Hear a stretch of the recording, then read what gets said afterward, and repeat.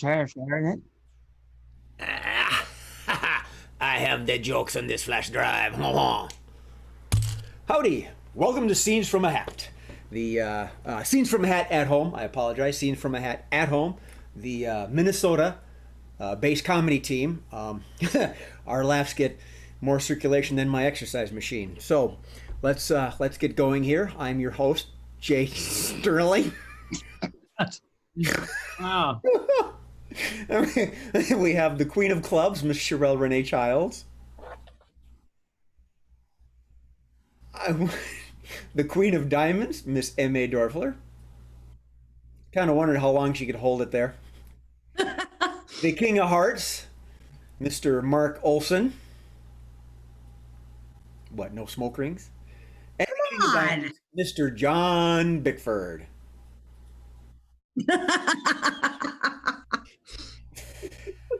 And that's it for the show. Thank you, ladies.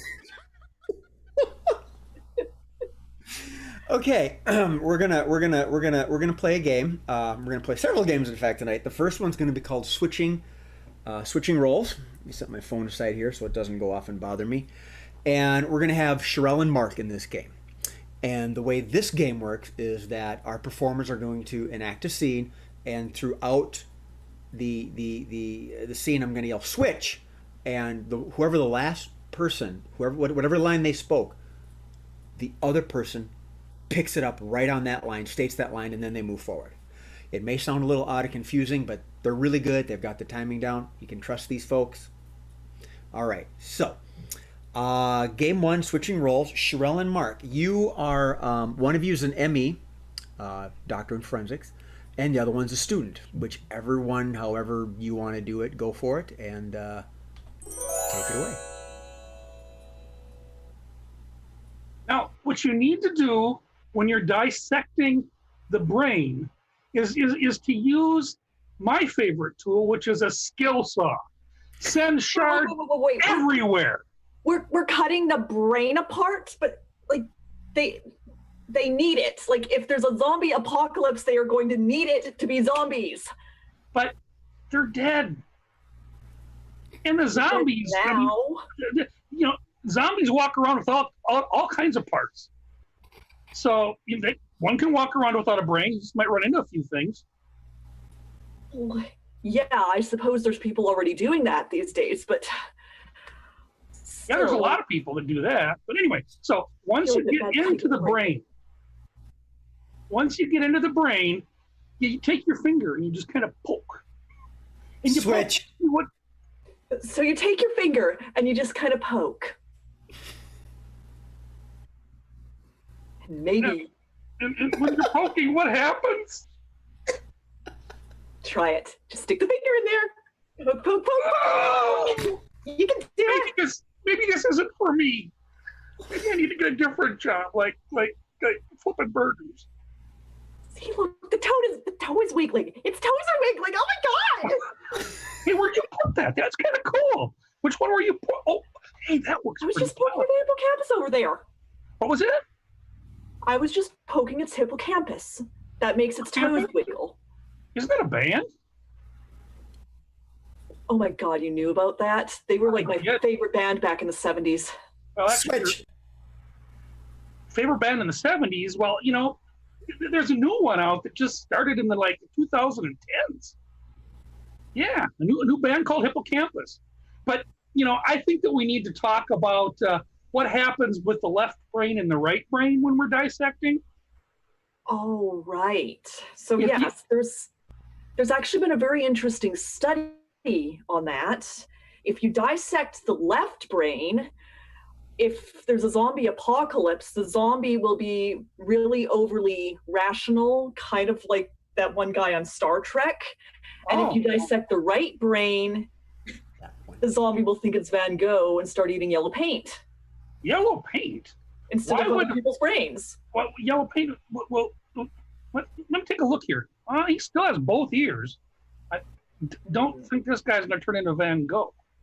But no, he's not. He's going to turn into Rembrandt instead. Rembrandt.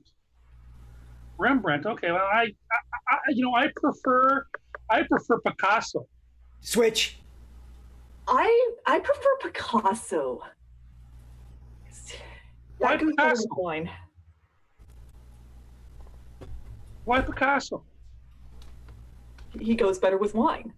He goes better with wine. Yes, Picasso, exactly. and I always thought Picasso was, it's because he put the boob up here and the face down here, and that whole Cubist movement was kind of really kind of funky.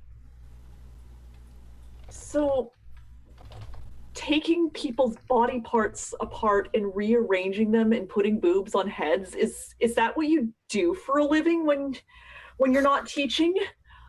That's exactly what I do. I make sculpture out of these bodies. Switch.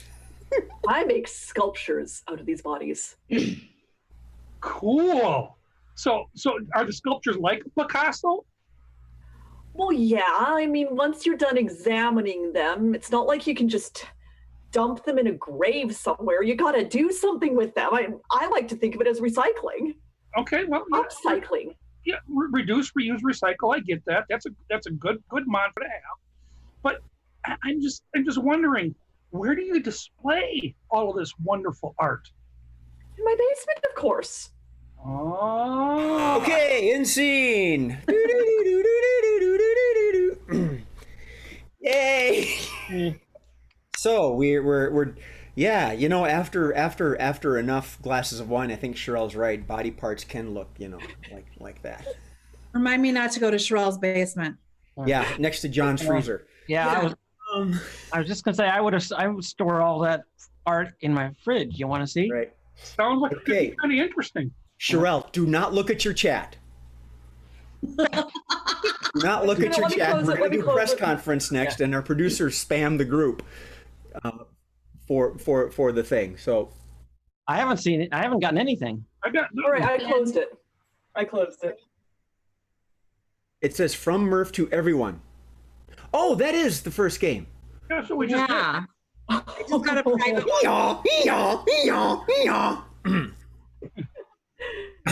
I made the perfect segue there. I gave you plenty of time, Mr. Producer, but did you take advantage? No. Meanwhile, my brain's back in my 70s. Okay, we're going to play a game called Press Conference next. A festive clue because I blurted it out already. Wow, where do you go from Here's here? the smoke. Yeah. So we're going to play a game called Press Conference, and Miss Cherelle is finishing up a press conference, and I totally derailed myself here. Okay, we're going to play press conference. Cherelle is holding a press conference. The other three individuals are the reporters, and we will begin the scene as Cherelle is ending the press conference. And through several rounds of questioning, Cherelle needs to figure out who she is and what act she's done. If it's a crime, an act of charity, who knows, something like that. So it'll all make sense as we play. John, Mark, and M.A., do you have the name and the deed? Nope. Yes. John, you don't yet? All right, it's coming momentarily. There it is. That's weird. Okay, It just got appeared. it. So everyone else has it, right? Magic. I don't. All right. Well, you shouldn't. Well, you'll That get it. seems so far. Well, you got it. All right. Take it away. All right, let's just get this done here. I need another martini. Let's get going. All right, you with the hand. Yeah. I'm Steve from the Court Weekly, and I would like to know, how the heck are you staying alive? Well, just like the rest of us, just taking care of myself and trying not to die. Please don't. Next. Yes, you other person with a hand and the glasses. Yes. My name is Tommy. I'm with my high school newspaper. I'm a big fan, but what I want to know is where you get those lace collars. Nice collars. Well, Yeah. I steal them from the local goth store. What else would I get them? Hmm. Oh yes, a person with the gorgeous long hair. Hi, I'm Dana from There Should Be More Women in the Supreme Court.com. I wanted to know why. Yeah, I want to know that too. Well, it seemed like a good idea at the time. Why else do we do anything? Gross. Oh. Oh yes, you. Yeah. How much? This is a weird question coming from a little high school kid, but how much did you have to drink? Because, I mean, I would think you'd have to be blasted. No comment. Oh. Yes. Obviously, following up on his question, he didn't drink because he was able to finish his one job. Hmm. Are you saying that I did something? Are you saying that the wonderful Steve Murphy was affected by my actions? You were affected by his. I was affected by his. Yeah. Oh, I'm going to take another question. Yes. So what I want to know is, are you sure it's his, and do you have a due date? Well, yes, I'm pregnant. I'm not going public with my due date because that's just a little too personal. Okay, you're pregnant. Am I seriously having Steve's baby? You got the second half done. Steve Murphy's love child. But who are you? Who am I? I almost didn't give you a name, and I thought that's just, torture. But yeah. I'm not entirely sure who I am now, to be honest. Okay, all right. There were some really good clues in there. Yes, I just haven't quite put them That's together. right. They're gonna focus on who you are. You should be able to get it pretty quickly. Yes. Yeah, this is more of a request that you please don't die in the next couple of years or so. Am I Betty White? Sad to have you replaced by somebody more conservative. Oh, I'm Justice Ruth. I can't think of her last name. Ginsburg. Eyes. Notorious Like four lace RBG. collars. Yeah, there was. Yeah, what was MA's clue? It was a slam dunk. I thought, oh, she's got it on that one. There should be more women in the Supreme In the Court.com. Supreme Court, yeah. Hi, I'm the Judge Weekly or whatever it was. I had some. Now I put that in. Yeah. Okay, we're gonna go back to another two-player game here. This is for John and MA, and we're gonna play Changing Lines. And the way this game works is that they're going to enact a scene, and as they are enacting the scene, I will say change, and whatever that last word or partial sentence or sentence, some quick snippet, they have to change it into something else. It'll all make sense. It's groovy. So, Changing Lines, John and MA, your scene is that MA, you thought John was dead. If anybody remembers Sunday show. So. I don't remember. No, you were dead, remember? Yeah. If we're ready, how about MA, you go ahead and take it away. Wait, Hey. what? Hey. Look at. How the hell are you here? I faked it. Why would you fake it? Well, no. Hello, insurance. Well, who gets the insurance money? Well, it's supposed to go to you, but I think we'll just split it, right? Change. It's supposed to go to my ex, my first ex, but she's dead too. So I'm not sure where it's going to go now. Change. Yeah, well, it's supposed to go, all of it, to the Church of Theodore, a church I kind of just made up. And so I'm just recycling it. It's cleaning the money, so to speak. Who's Theodore? Or is that just made up too? You don't know Theodore. Oh. I mean, it is 2000. 2020 is 2020, right? I mean, doesn't everybody know? Wait a minute. Did I travel to the wrong year? Are you talking about time I travel? don't think No, I'm supposed to be here. there's no such thing as time travel. Change.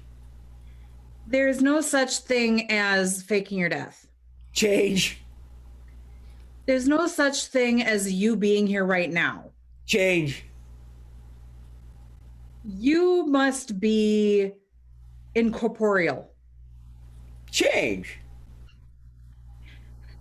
You must be the devil because there's no way that God would accept you in heaven. I'll allow that. Oh yeah, believe me, I tried. I tried a lot. I mean, you just had such marks on my head from banging on those gates. It was a battle, and so finally I just gave up. And I was like, well, they really like me down there.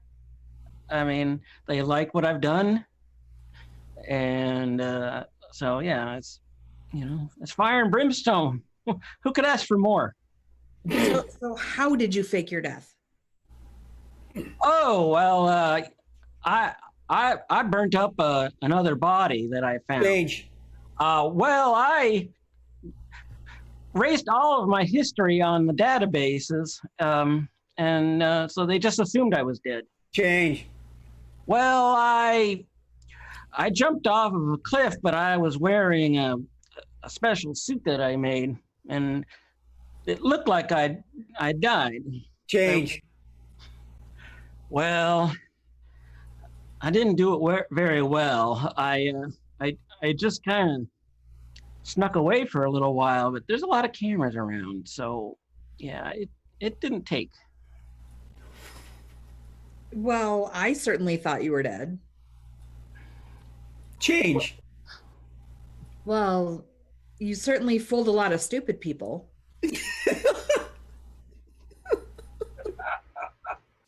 Yes, and to be honest, they would have to be extraordinarily stupid to fall for my trap, because I'm dim at best. Change.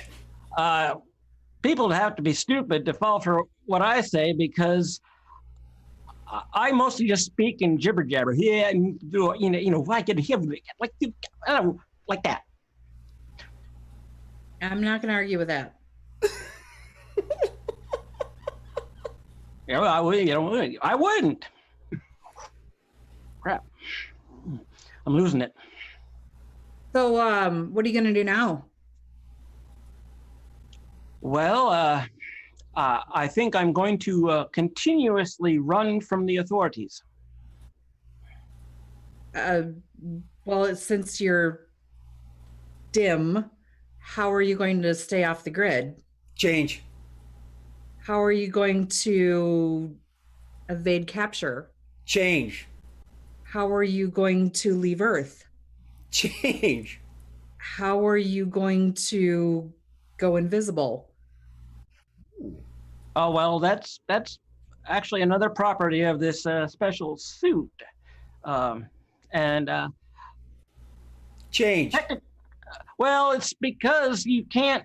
I put pokers in your eyes. End scene. Mean penalty. Mean penalty. Wow. It's 2 minutes in the box. I just blanked, and I was like the first thing I could think of that would make me invisible. Well, Made me break out 2 my minutes in the clipboard. sin bin for that one. Oh my god! oh no, he broke out the clipboard. You're in trouble now. And he has no, pokers no. in the eye. Oh, he's got his red pen. At least it's not I'm in jail now. Okay. Putting a big old F next to that one. Yeah, for fun. Fantastic. Frivolous. Yeah. Fortuitous. Phone. Sorry. All right. Game number 4. Our last game of the evening is going to be Let's make a date. MA's favorite game. MA is going to be the contestant, and the other three people will be the other contestants. I guess we have dator and datees. I don't know what the proper terminology for this would be. All right, and our producer is sending our players their quirks because MA is prime real estate in the dating field, and she's able to at least once a week or so able to select from a group of three individuals that she just really is hoping will make the grade. And through 2 rounds of questioning, she needs to figure out what each one of their quirks are. Chair number 1 will be Sherelle. Chair number 2 is going to be Mark. And chair number 3 is going to be John. And she'll ask them a question, and at the end, 2 questions at the end of the round, they should have it. So I think I stalled long enough. Everybody got your quirks? Good thing I can hear your heads rattle. All right. MA, take it away. Hello. Contestant number 1. My favorite letter of the alphabet is C. What's your favorite food? Oh, I really love cake. No.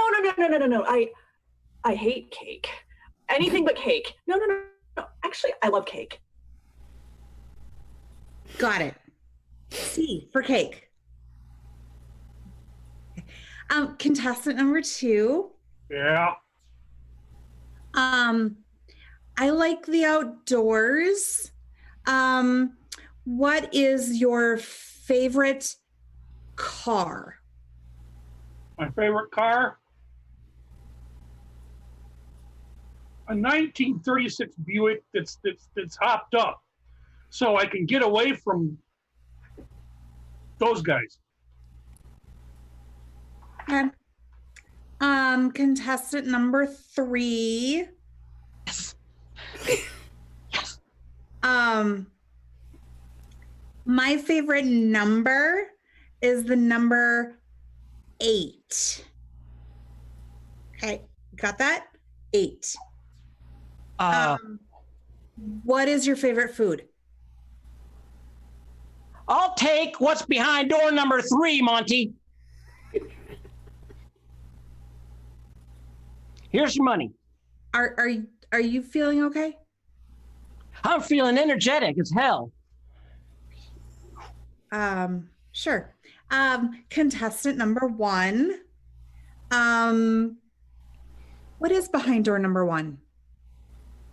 Oh, I can't wait to show you what's behind door number. No. It's terrible.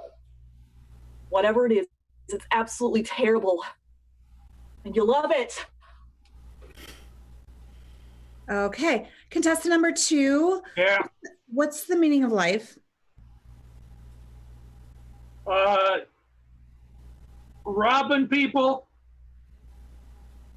getting laid, and getting away from Vito because he's coming after me, man.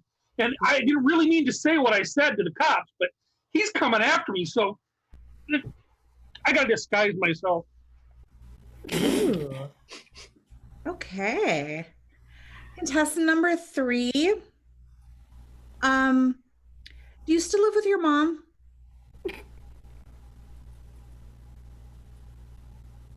I hope the next game is Plinko. I love Plinko.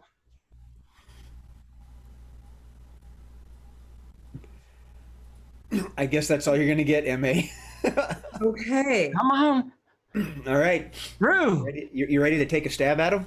Literally, not figuratively? Yeah. Oh, wait. Contestant number 1 is incredibly indecisive. Yeah, close enough. Yeah, keeps changing mid-sentence. Right. Okay. That's good. Never mind, yeah. Contestant number 2 is on the run from the mob. Yeah, we can let that go. A gangster snitch. Yeah. And contestant number 3 thinks he's on a different game show. Right. Yeah, he's on the wrong game show. Nice. I didn't even realize the catch with the cigar right away, Mark. That you had done that in the beginning of the show when I had sent this over. It's, oh my gosh. It was brilliant. I was like, oh, this is going to be fun. Yeah, our minds synergize together. Ladies and gentlemen, you should see us after hours. Speaking of after hours, where we get adult and fancy, the Fringe Festival's coming up. We haven't gotten the dates yet, but we will be on the Fringe show. They're going to be streaming. We don't have all the details yet, but we will let you know as we do. Because, as always, I'm your host, Jay Sterling, and more importantly, I am joined by Miss Sherelle Renee Childs, Miss M.A. Dorfler, Mr. Mark Olson, and Mr. John Bickford, along with our one-job fertile host, Mr. Steve Murphy. We want to wish you good night, good luck, and laugh at something before something laughs at you. Hey, you damn squirrels, get off my lawn!